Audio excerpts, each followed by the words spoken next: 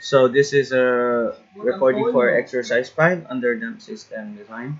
So the under dump system design revolves around two important parameters, the natural frequency omega n and the zeta, which is the damping ratio.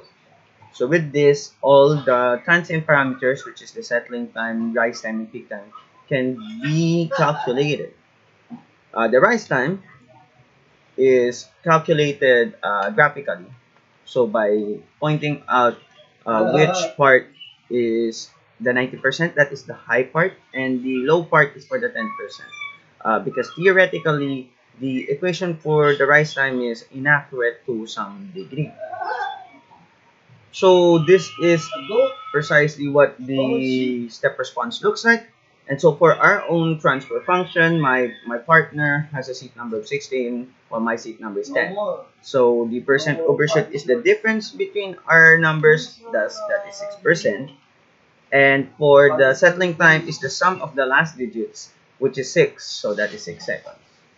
So I invoke the VKA solve by first equating, or rather inputting the equation. So this is the equation for our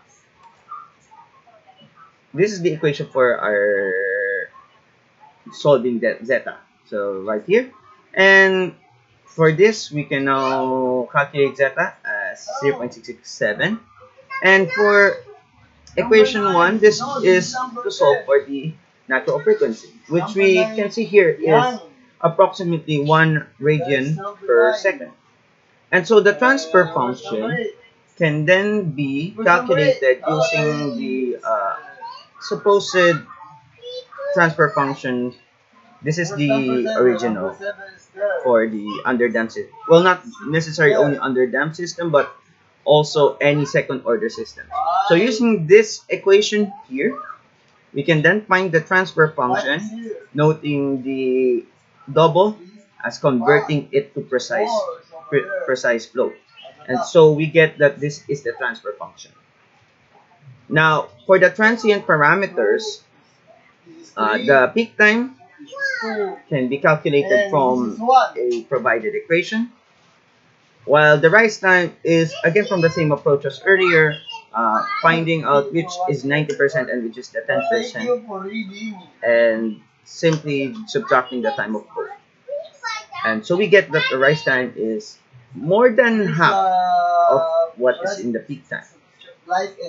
For the transfer function, just to add a bonus, this is the theoretically how it is solved.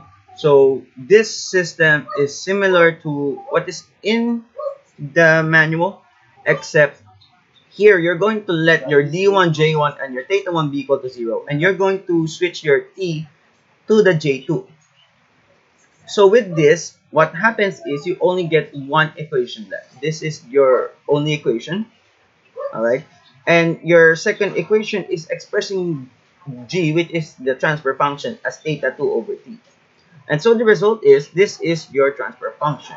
The K here is just the gain, small gain. And so what we get here is that from my,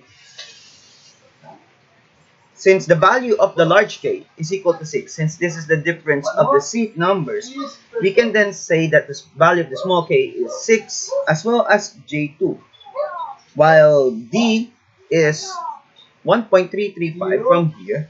We multiply that by 6 and we get 8. And so that concludes the report on exercise 5 of the underdamped system design.